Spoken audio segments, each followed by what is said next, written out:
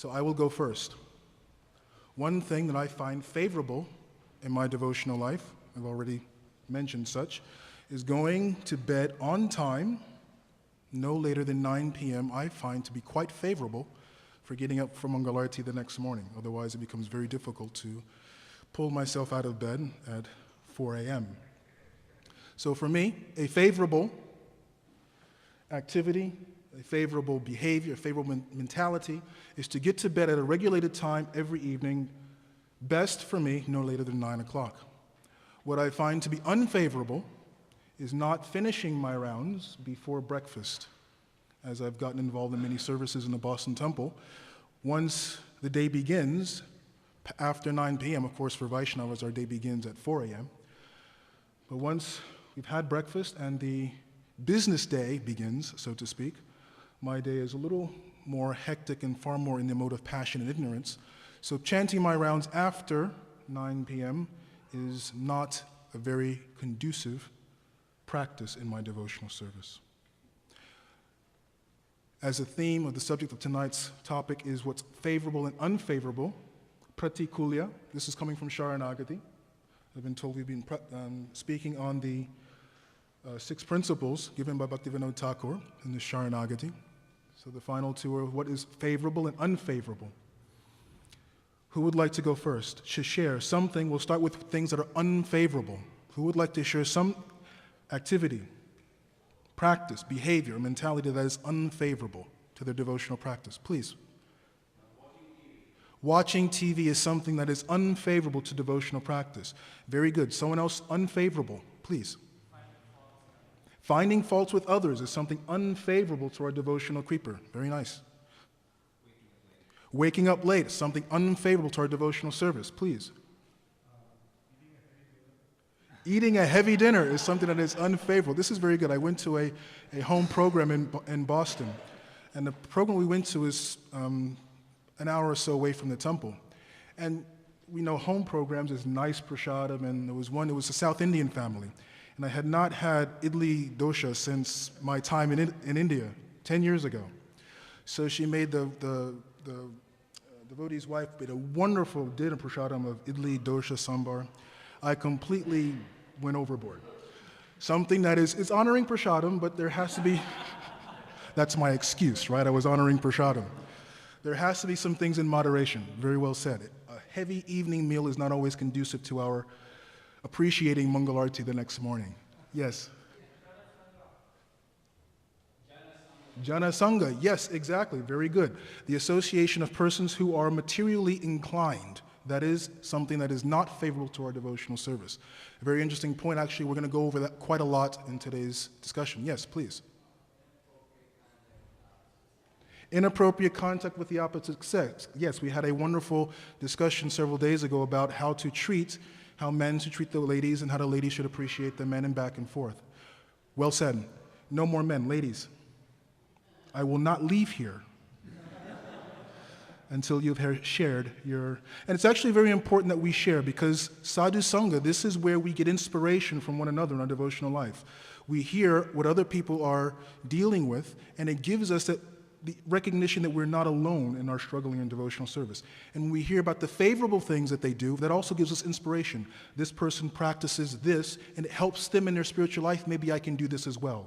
So it is very, very important to share. So I shall not leave here until I have at least several from our mothers. Oh, I can wait. Yes? Listening to non-devotional music. That's a very nice one. When I went to listening to non-devotional, sorry? It's a very good one, yes. I had the good fortune to attend some of Prabhupada's Gurukulas, and non-devotional music was not allowed. However, teenage rascals being what they are, there was a black market tape of some non-devotional music on the underground in the Gurukula.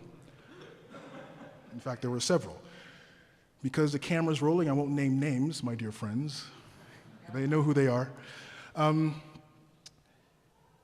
you could see, actually, the impact of non-devotional music in the way the boys, it was an all-boys school, all-boys Gurukula. The way the boys dressed, the way they behaved with one another, their language patterns, all changed simply because of those 2 tapes we had going around the Gurukula. And it took about several months for them to be found out, but a very, very good point, non-devotional music, which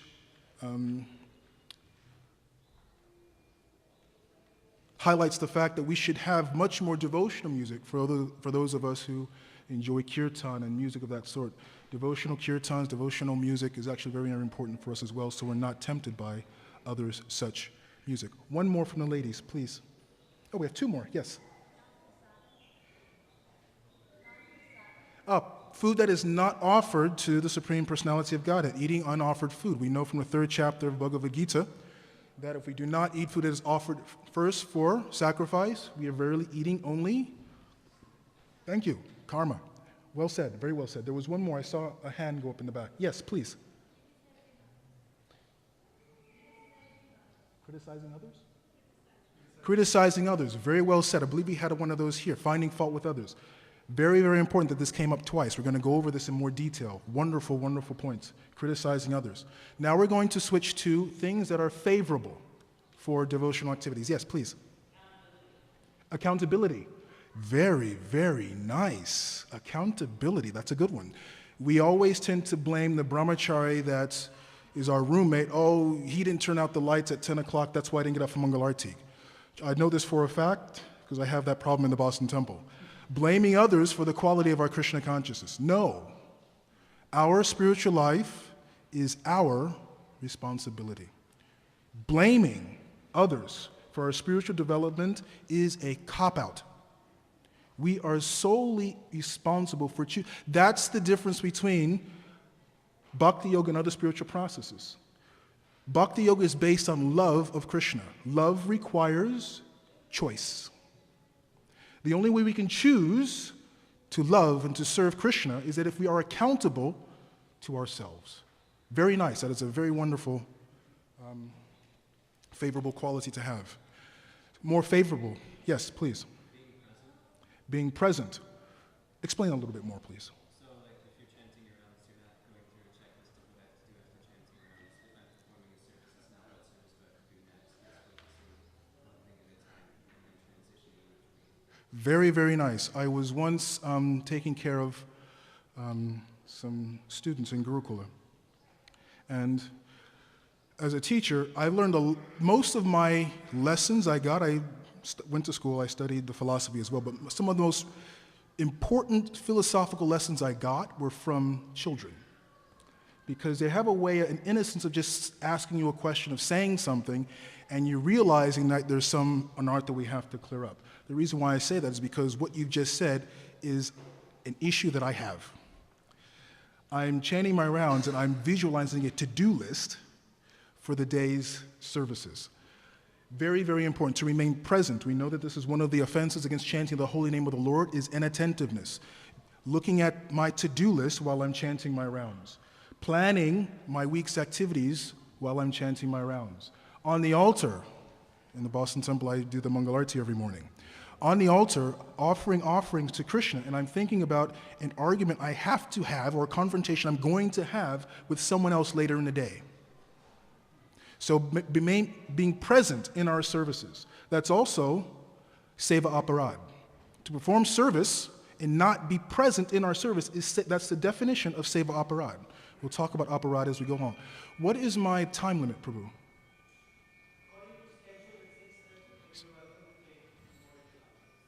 You heard that. 6:30. Remaining present, very good. More favorable activities, mentalities, behaviors for devotional development. Yes, I saw a hand up in the back. Favorable activities? No. Over here? Yes. Shravanadi Sudachitta Koreodai. Yes, hearing and chanting, hearing and reading and studying Prabhupada's books. What a novel idea. Reading and studying Prabhupada's books. We should make it a habit of reading every single day. It is something, it was easy when I was living in India and I was serving there. I could read, I was required by my the person where I was serving in the Gurukula there, and Gurukul Maharaj had all the older boys and teachers, made sure we read every day. Otherwise, if we're not reading and imbibing Krishna consciousness, how can we share it with others in our realizations? When I came to the United States in 2000, that habit fell away. I've only restarted the habit again in the past several years, where I read one chapter of the Gita every day. I don't read the purports, I read just the translations, because that's all I can get my time for. But just that much, that's a minimum. That is a minimum. Read one chapter of the Bhagavad Gita. If you cannot do the purports, at least do the translations. And not only that, read it every day for 7 days. So I'm currently on chapter 7. I read chapter 7 of the Bhagavad Gita every day for 7 days. At least the translations. I try and get the purports in there as well, if I'm not chasing silliness in my service. But at least read the translations, one chapter of the Bhagavad Gita every day for 7 days, and go into chapter 8, 7 days, chapter 9, 7 days. And do it again. And as you read, the more you read, and the more we go through life, you read the same chapter again and again, but because we're going through different life phases, we're constantly getting new information, new realizations, new inspiration from reading. Who's initiated again? Raise your hand. Who's endeavoring for initiation, aspiring for initiation? Read every day. For those of us who are aspiring for initiation, who are initiated, there is no excuse not to be doing so. Initiation is a commitment to both ourselves, our spiritual masters, and to Krishna, that we will do this. Otherwise, what's the purpose of initiation? Initiation is a marriage. It is a commitment. Of course, marriage in the 21st century is, we won't go down that road. Those of us who are initiated, aspiring for initiation, reading every single day, if it's 5 minutes, is crucial and critical, especially for many of you who are not living in the temple. I'm assuming about 90% of the persons in this room do not live in the temple. You have families, you have careers. So it's very important that if it's just a single minute to read one page,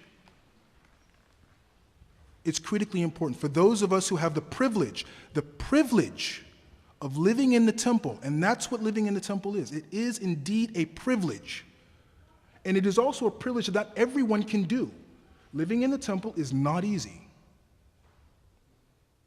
So for those of us who have the privilege of living in the temple, if you're not reading every day, reevaluate. Seriously reevaluate your devotional practices.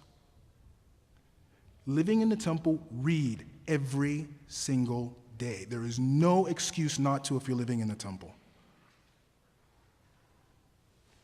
A few more favorables, and then we'll go into the, yes, Prabhu, please.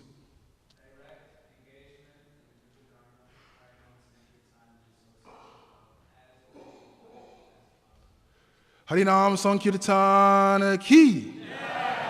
Yes, the engagement in Yuga Dharma. There are 4 Yuga Dharmas. One is meditating, standing on our heads. How many can do that? We have at least one, so we have at least one stalwart in the temple room. Nice. Fire sacrifices. How many can light a fire with mantra alone? Okay. And deity worship.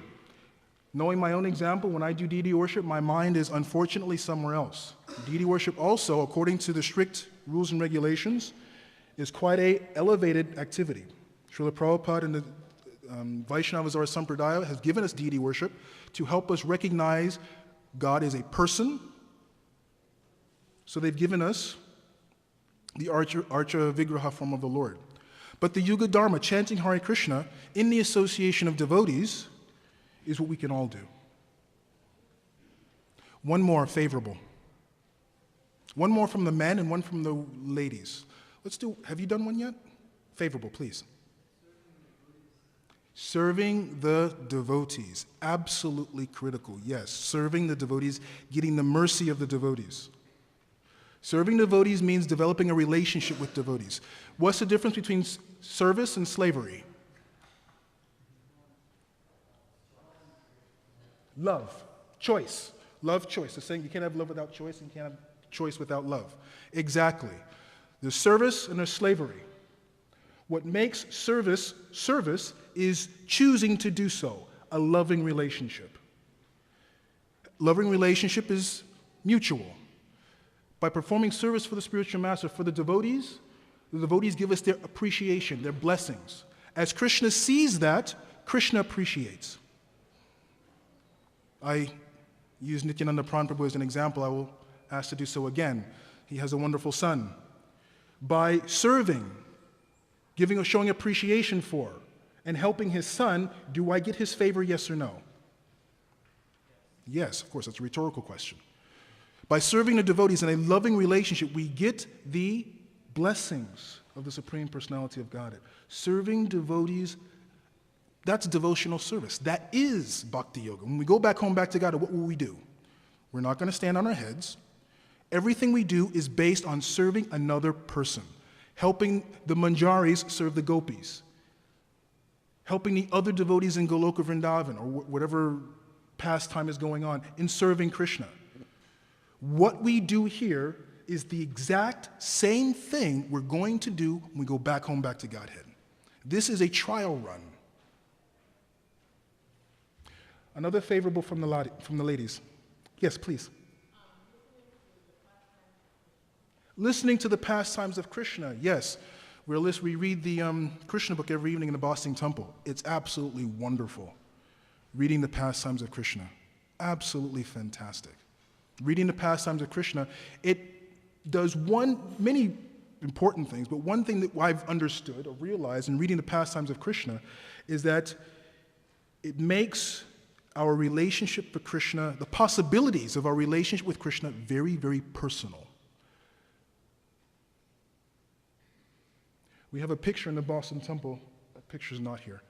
The picture in the back there will do with Krishna sitting on Yashoda Mai's lap. There's a picture in the Boston Temple in the temple room of Krishna laying on a banyan leaf, sucking on his big toe. What concept, what other major religious process says God is a baby floating on a leaf, sucking his big toe? That concept is unimaginable to any other spiritual process in the world. God is a baby in a diaper on a banyan leaf sucking his big toe. That's God. Inconceivable. So reading the stories in Krishna book, seeing that we can have so many different relationships with Krishna, we can help Mother Yashoda and the gopis change Krishna's diaper. When we read the stories of Krishna book, we can see the possibilities of having a relationship with Krishna in so many different ways. What's the difference between Vishnu, the Vishnu forms of the Lord, and Krishna? Many different. That's a rhetorical question. I will explain to you because we have limited time. The difference is that we can have a relationship with Krishna in all of the 5 rasas. We cannot have a relationship with Maha Vishnu in all of the 5 rasas. We cannot have a parental relationship with Maha Vishnu. Maha Vishnu is Maha Vishnu. Garbhodakshaya Vishnu Narayan is Narayan. It is only with Krishna that we can help Mother Yashoda take care of him as a baby. It is only with Krishna. There was another wonderful picture where I believe, it may not be Krishna, maybe Lord Balaram, where there's a plate of rasgulla, and obviously the boys are having lunch, and I think it's Balaram, maybe Krishna, they have their mouth open and their eyes closed, and the cowherd boy is going to put a dandelion in Krishna's mouth. Inconceivable to do that to Mahavishnu. That's the difference.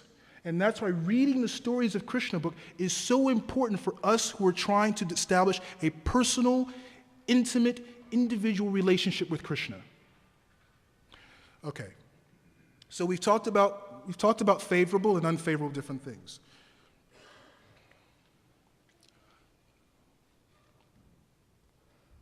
The Nectar devotion, 15 minutes and counting.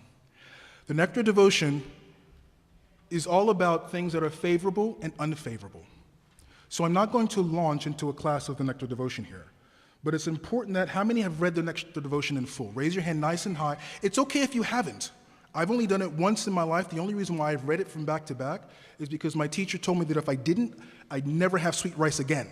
So that's the only reason why I've read Nectar devotion. So don't feel bad if you haven't read Nectar devotion. So if you've read Nectar devotion from cover to cover, raise your hand nice and high. And it's important, raise your hand high, because it's important for others to see that there are devotees who have read the Nectar devotion. They can read it, they can ask questions to those who have read Nectar devotion. Sadhu Sangha is very important. We're all in this boat, this wonderful Jaladuta, if you will. We're all in it together.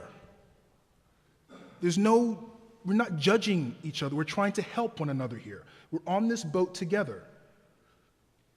So if you've read Nectar devotion and someone comes, I've read this particular thing in Nectar devotion, can you explain it to me?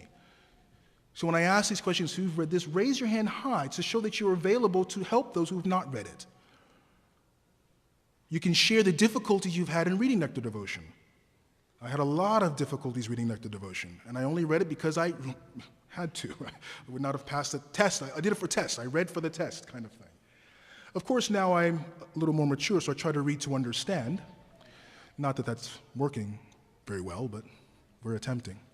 The Nectar devotion is all about things that are favorable, activities, behaviors, mentalities that are favorable for devotional service, activities, behaviors, and mentalities that are unfavorable for devotional service. So, put the Nectar devotion get it on your Kindle, make it something that you're going to read before the end of the year. Nectar devotion is a fairly thick book. We can also go to the Nectar of Instruction. The first two or three verses in the Nectar of Instruction talks about 6 things that are unfavorable in the practice of our devotional service, and 6 things that are unfavorable, and 6 things that are favorable in our devotional service. Of these 6 things that are both unfavorable and favorable in the Nectar of Instruction, who's read the Nectar of Instruction? Cover to cover. Very good, very nice.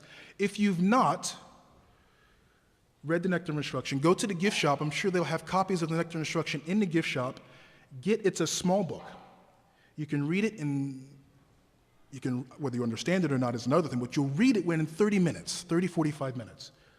It is a small book. It's critically important that we read that because we see all the things that are both favorable and unfavorable in our practice of devotional service. Now, for those of us who are initiated, aspiring for initiation, or want to become initiated in the future, no excuse. Read Nectar of Instruction. Otherwise, what's the purpose of initiation? Read Nectar of Instruction. So Nectar of Instruction has the 6 things that are favorable, 6 things that are unfavorable. Of these 6 things, there are 2 that we find in both categories. Association and following the rules and regulations in the scripture.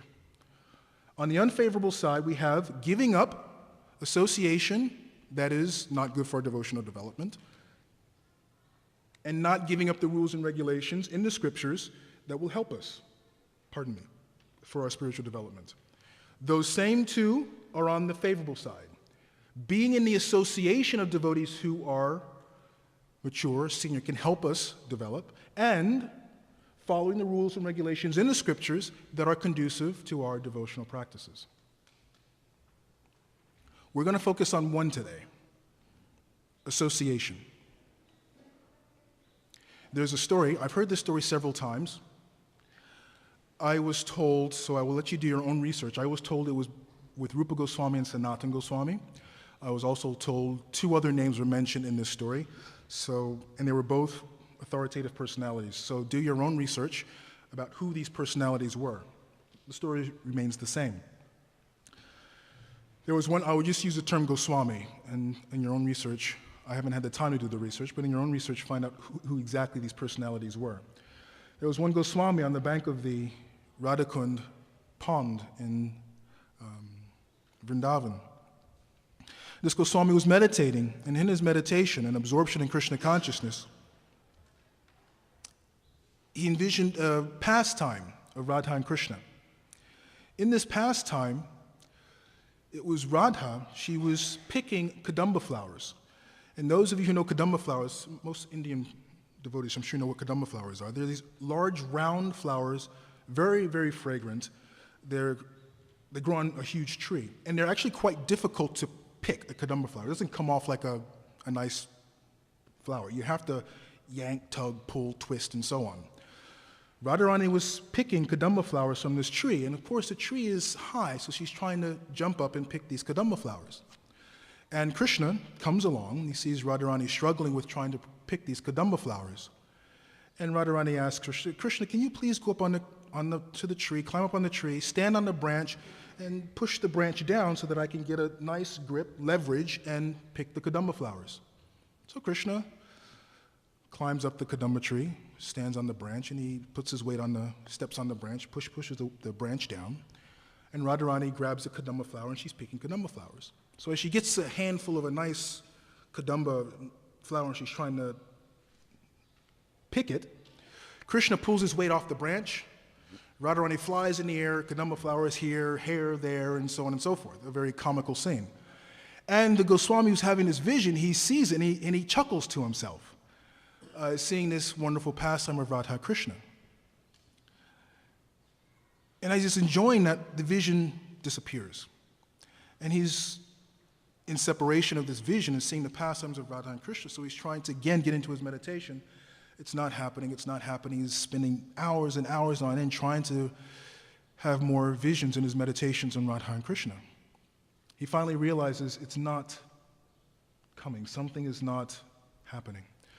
So he goes to one of the other Goswamis in Vrindavan, and he asks, my dear Goswami, and he relays a story. I was having this wonderful vision of Radha and Krishna, and it broke, and I was unable to get it back. I was unable to get my concentration back in order to have more of these, to witness more of these pastimes of Radha and Krishna.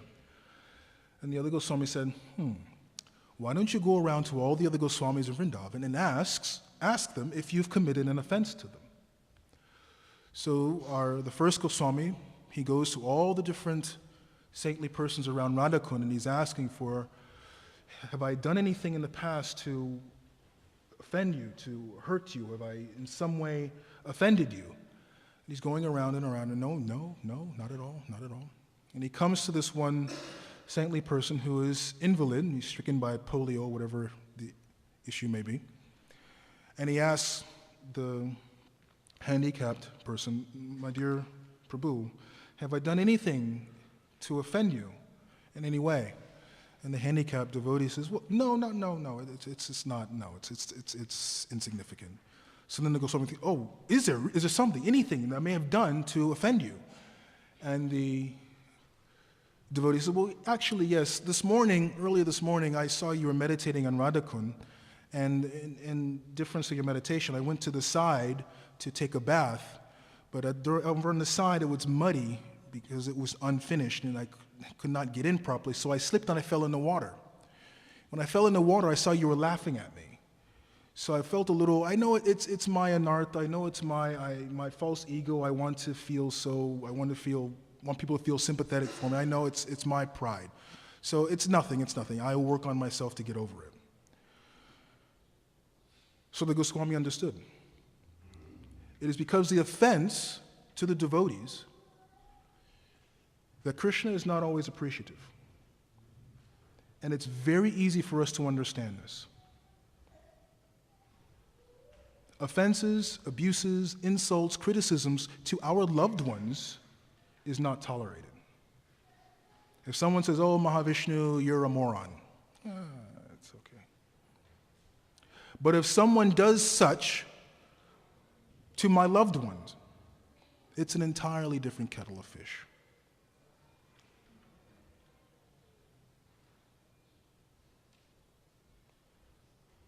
What is favorable to our devotional service is association to devotees, serving the devotees. What is unfavorable is Vaishnava aparadha.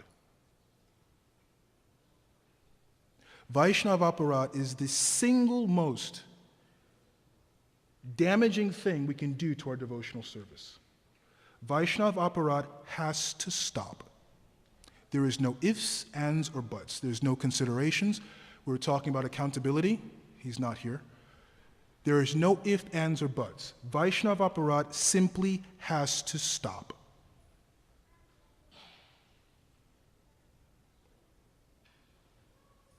Sometimes we hear this question.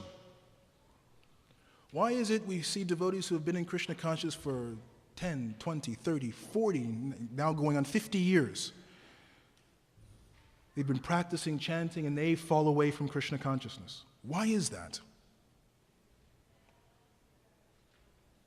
Very simple. We are pleasure-seeking. Satchidananda. We're always interested. The very quality, the very nature of the spirit soul is to experience happiness. We are in a material body. We are conditioned by the modes of material nature, so we attempt to seek happiness through the material senses. But the fact that we're seeking happiness is part and parcel of who we are, being created in the image of Krishna, being parts and parcel of the Supreme Personality of Godhead. So the fact that we are seeking pleasure is not the problem. That's a given. What is key, what the problem is that we've begun the process of Krishna consciousness, but we're not experiencing pleasure. It's as simple as that. Ruchi means a taste for our Krishna consciousness. We've chanted for 30 years. And we know from Shishashtakam, my hair is not standing on end.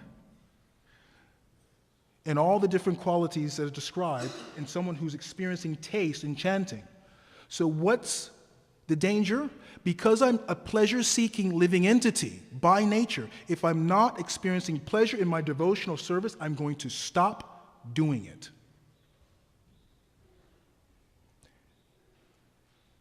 When Prabhupada commonly said that Krishna consciousness is scientific, it is. It's simple. Not always easy, but it is simple. If we're not experiencing ruchi, if we're not experiencing a taste in our Krishna consciousness, we will not continue to do it because we are pleasure-seeking by nature. So we must come to a level where we are experiencing joy in our chanting, where we enjoy getting up for Mangalarti, we enjoy serving the devotees, we enjoy cleaning the bathrooms, we enjoy mopping the floors, we enjoy cooking, cutting potatoes, anything that's in connection with Krishna and Krishna's devotees, we must come to a point where we have a taste for it, where we would rather do that and nothing else. Without that taste, our devotional practice has an expiration date. That should be a very, very sobering realization. Without taste, our devotional practice has an expiration date because we are pleasure-seeking. If we are not experiencing pleasure in our devotional practices, we are going to stop such practices. If I don't enjoy bananas, I'm not going to eat bananas. It's not difficult to understand. I enjoy pizza, so I'm going to gravitate towards pizza. If Mangalarti is the emotional equivalent of a banana for me, I'm not going to go to Mangalarti. If chanting 16 rounds is the emotional equivalent of a banana, I'm not going to chant 16 rounds. If serving my godbrothers, my other devotees, is the emotional equivalent of a banana, I will not serve other devotees. If cleaning the bathroom is the emotional equivalent of eating a banana, I will not do it. So we have to come to a point where our Krishna consciousness provides a taste. Now what I'm getting at is what destroys or gets in the way, what's the obstacle of experiencing taste? If we're doing everything, we're getting up for Mangalarti year after year. We're chanting 16 rounds a day. We are trying to serve the Vaishnavas with a scowl on our face. We're trying to clean the bathroom while we're growling at the temple president. We're doing all these things, but we're not getting a taste. We know that if we do not get a taste, there's an expiration date. What is that obstacle? The obstacle is aparadha. Offenses to Nam, Seva, Dham, and Vaishnava, the four aparadhas, are the obstacles that get in the way of us experiencing ruchi. Nam aparad is offenses to chant against chanting the holy name. It's 10 offenses against the chanting of the holy name. We won't go over them now because I've hit 6:30 and people are looking at me like, Maha Vishnu, get off the Vyasa sign, we're hungry. So I'll wrap this up. There are 4 types of aparad. Nam aparad. There are 10 types of offenses against the chanting of the holy name. Won't go to them now. You know where to find them. Go to the other devotees. Who knows the 10 offenses against the chanting of the holy name? Raise your hand. Share with others who don't know. Shri Shri Kishore Kishore Ji. Jaganabali Subhadramaya Ki. Gorni Tai Ki.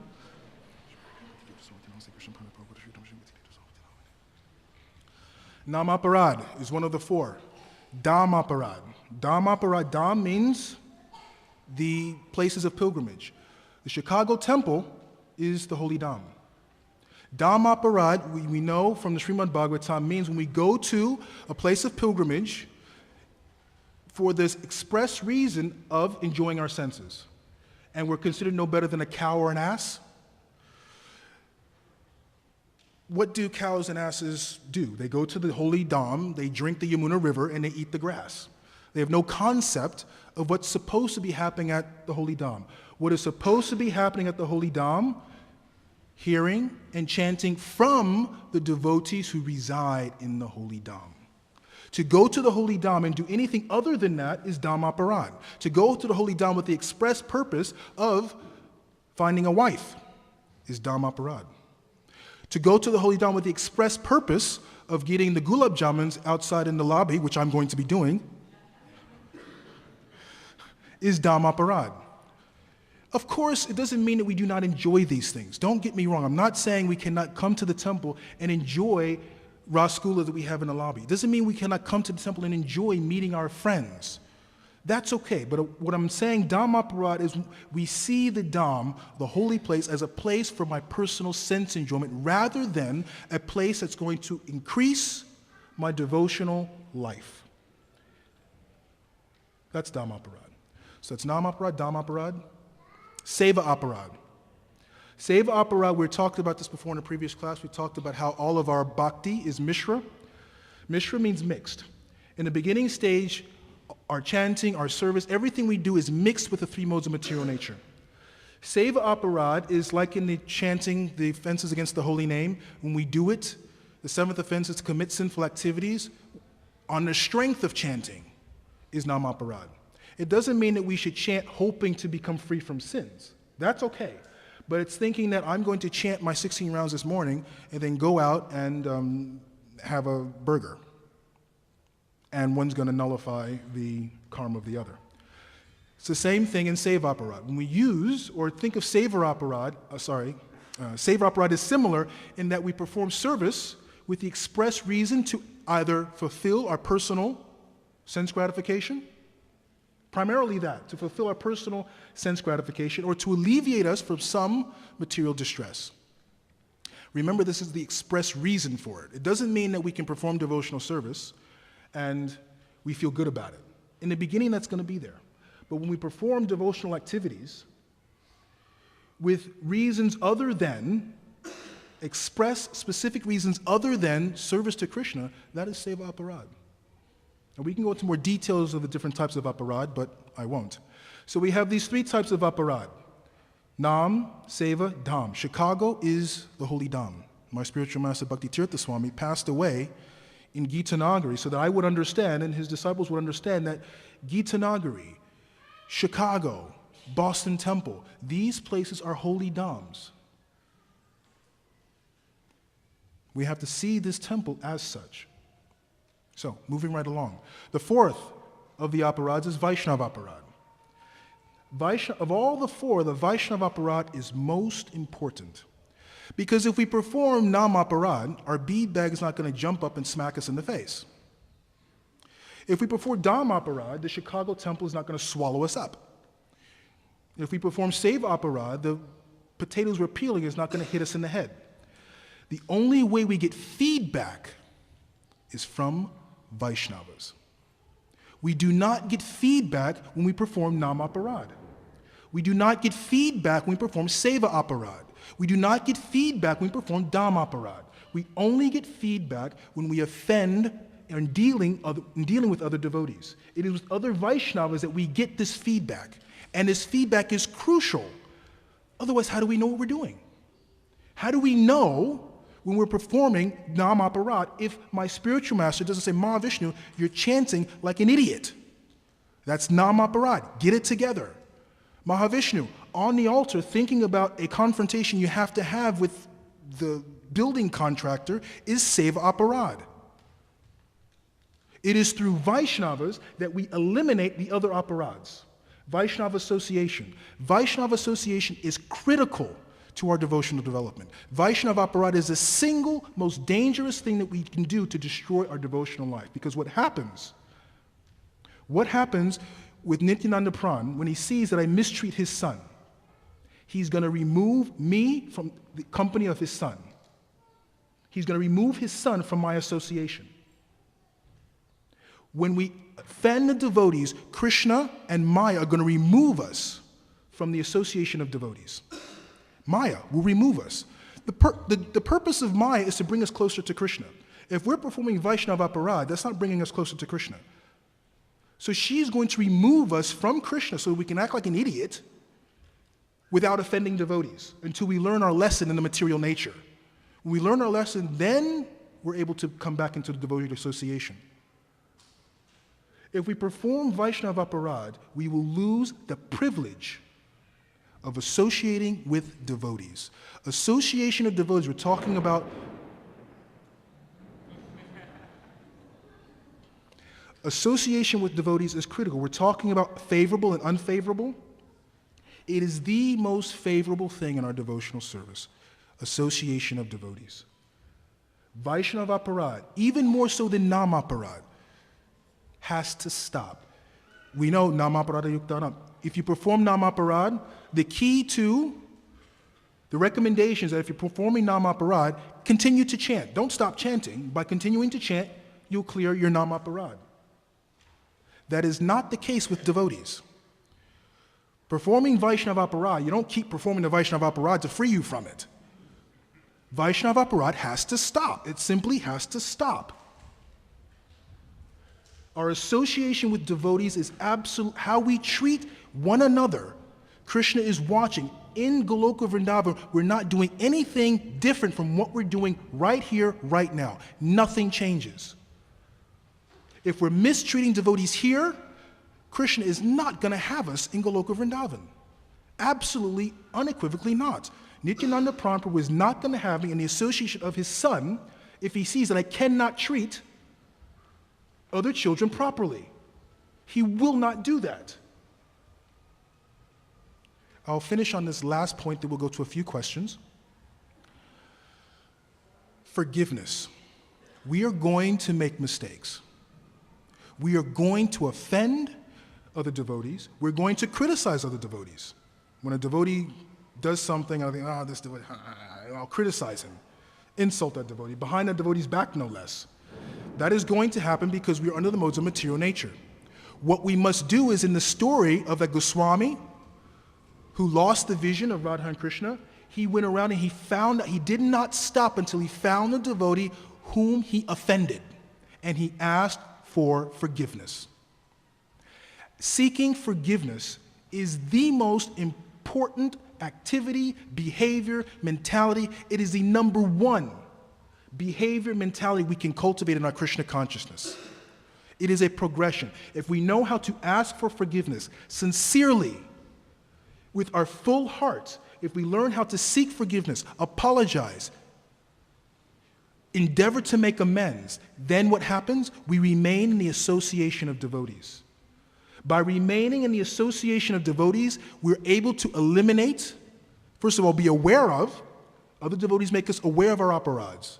We become aware of our aparadhas. When we become aware of our aparadhas, we can begin to purify and eliminate them. When our aparadhas are eliminated, what happens? Yes, you get a taste. Why is a taste crucial? I will wait. Why is a taste crucial? No, you're too smart. No, Jagannath, not you. Why is a taste crucial? We have to get this. Yes, so our devotional activities do not expire. We are pleasure seeking. We are going to go for the pizza. We can't help it. Idli sambar, whatever. You get my point. We're going to go for it. If our devotional activity does not have that taste for us, we will not continue our devotional service. Quick recap. The ability to ask for forgiveness is key. My quick story, then I promise to end. I was going through some personal issues in life in my devotional service, and Gurukul Maharaj was helping me. And he said, Maha Vishnu, I was in Sweden at the time, and one of the questions I had was, should I get involved in one of the temples there? They wanted me to help in some fashion.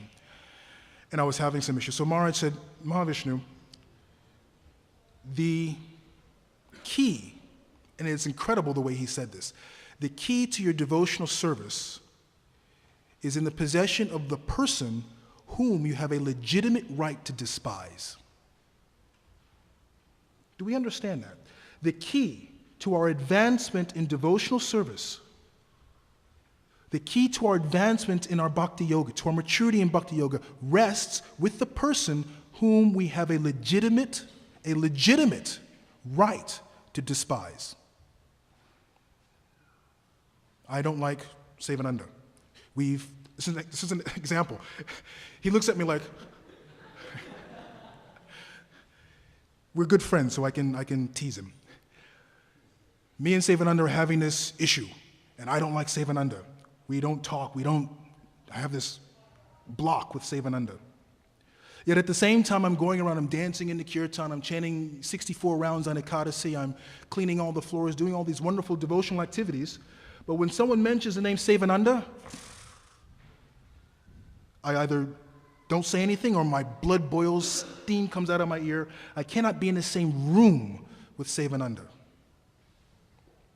The key to my devotional service is not my 16 rounds. It's not my cleaning the floors. It's not my dancing in Mangalarti. It's whether or not I can say, Sevananda Prabhu, please forgive me. That's where my devotional life begins, right there. Everything else is secondary until I deal with that. We have to recognize that devotees are the gateways to Krishna. We have to stop Vaishnava aparadha. We talk about favorable and unfavorable. It begins right there with Vaishnava aparadha. The ability to say, I am sorry, is the first and most important habit of a Vaishnava. We have to have Vaishnava association. It is critical. We have Vaishnava association. We're going to make mistakes. I am saturated with the mode of ignorance. Because I'm saturated in the mode of ignorance, I'm going to make mistakes. So when I step on Sevananda's toe, if I'm completely involved in personal pride and arrogance, I will not ask for forgiveness. Krishna will remove me from his association. And it happens in a very, very subtle way. Maya will give us a job in Alaska that pays $200,000 a year. And we think, well, I can't, it's away from the devotees, but, I can send donations to the temple. It's Alaska. I say this because it's happened to me. It's happened to me. When I do not appreciate devotees, Krishna has removed me from their association until I figure it out. And it's been done in such, I think it's my choice. Oh, I'm choosing this. Because, the mind goes off, manodharma goes off into these excuses of why I'm leaving devotee association.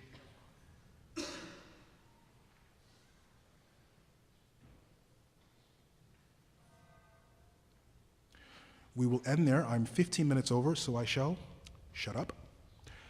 Any questions, comments, or corrections? Yes, we'll just go in a row. Yes?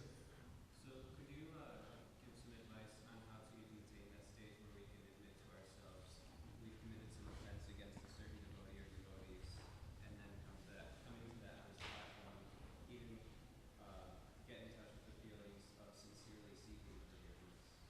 Good. 2 points. Number one, it's not a question. You have. We have offended a devotee. You cannot. Oh, sorry. Thank you. He asks, how can we come to the understanding, the realization that we have admit to ourselves that we've offended a devotee? It was part one. Part two was, how do we then sincerely seek forgiveness once we've admitted that? So the first part of that was, number one, let's take it for granted. We have offended devotees. We have. Just like, and that's a wonderful story about the Goswami on the bank of Radhakund. He was sitting there in meditation of Krishna, and a devotee was offended. So it's not a question of if. The question is, we have offended a devotee. So now going to the second part of it. So now let's not think that we're so perfect that I never offend devotees. Especially those of us who are in a management position. My biggest problem is trying to do my service effectively and not offend devotees. Forgive me, Father, for I have sinned. It's very difficult. So we have offended devotees. That's the very nature of so much interaction on a material level. Second part of that is, how do we then come to, what do we do? How do we come to apologize? A litmus test for myself is when I see that particular person or that person with whom I'm having this issue. What's the difference between my apologizing sincerely and insincerely? For me, is when I'm ready to make amends. And that's a crucial point, because it's easy to say, oh, I'm sorry. Vaishnava Sevananda, I'm sorry I stepped on your toe this morning. Goodbye. I'll see you next week. Nah, that's not right. Making amends is the crucial litmus test. Vaishnava Sevananda, I stepped on your toe this morning. Do you need a Band-Aid? Do you need a foot soak? Make amends for what you've done. That requires a little more sincerity, because you have to invest yourself in that relationship and in that devotee. So for me, I've offended someone, I have some issue. If I'm not ready to make amends, I know that my apology, any apology I give is insincere, because I'm not ready to make amends. I still have something, well, actually, he said it first. So I'm not, there's a knot still there. Use Vaishnav association. Go to other Vaishnavas and say, this is what I'm dealing with. Like I went to Gurukul Maharaj and I said, Gurukul Maharaj, I have this knot. And he said, that person has the key to your spiritual life. Figure it out. When we chant our rounds, ask Krishna for help, for purification of our hearts, so that we can make amends. There's an apology. An apology is the verbal. To make amends is when we go the next step and invest our time and energy in that relationship. So it's not just to say, Sevananda, I'm sorry. It's to say, Sevananda, I'm sorry. Do you need a foot rub? People are like, ooh. That's Vaishnav Seva. We have to see devotees as gateways to Krishna Prema. Was it you? Oh, yes. Yes, I believe so. Yeah. I think it's. Hare Krishna. In the Goswami story, the Goswami who offended the devotee unintentionally, and practically translating that to now, sometimes we do an offense that's like, at least from my point of view, any sane person would not consider an offense. But to this particular person, they took it offensively. So then, and we don't even know that we offended them. So then what do we do? Very good question. Everyone got that? Sometimes I step on Sevananda's toe, say, Maha Vishnu, Sevananda, it's a toe. Get over it. That's another one, get over it. If I stepped on someone else's toe, they wouldn't mind. That's like saying, I have a hammer. I hit an elephant with a hammer, a 2-pound hammer. Nothing happens. I take the same hammer and I hit a cat. The effects are different. And then I say, well, when I hit the elephant, nothing happened. You see the logic of that. But let's not laugh, because we do that. We do that. We take a 2-pound hammer, we hit an elephant, nothing happens. The elephant loves it. Do it again. We take the same 2-pound hammer, we hit a cat, and we wonder what happened. That is due to our own insensitivity. We have to deal with each individual person according to who they are. Not because I'm walking around with a 2-pound hammer, I start hitting people over the head. We have to have individual personal relationships. Bhakti yoga is all about two people developing a deep, personal, intimate relationship. So put down the 2-pound hammer that you use to massage the elephant and sit down with the cat and pet it. So when a person says, oh, well, I did the same thing to someone else and they didn't have a problem with it, that is an indicator of our insensitivity. The best definition of love is to understand another person and then to interact with that person based on that understanding. To understand, spend my time, energy in understanding Sevananda and then interacting with Sevananda based on that understanding. And then recognizing that I can't use that same understanding to relate with my mother. My mother will slap me. Each individual relationship is based on the understanding in that relationship. So it is not an excuse to go around with a 2-pound hammer and say, well, when I hit that person, they didn't have a problem with it. Why are you upset when I hit you with it? That is a cop-out. We should come to, and I will stop and end here, devotee relationships are individual. Krishna had so many, who said, we talked about one of the favorable things about devotional service to read the stories of Krishna book? Who said that? Very well said, because it shows in Krishna's relationships, he deals with all of them individually based on who they are.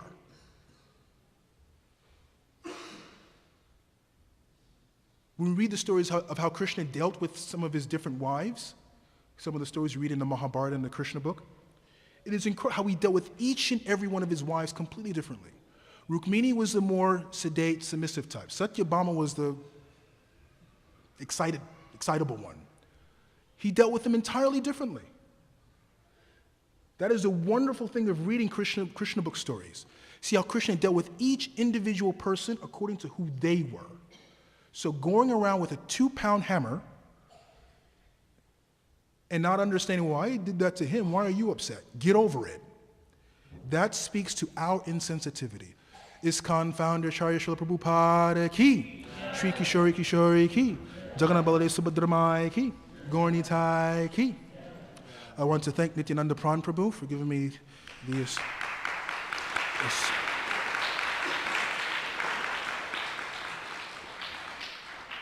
And I'm going to try to bring him to Boston more often. So if he's absent from here, he's in Boston. Shri Krishna Bhagavan ki.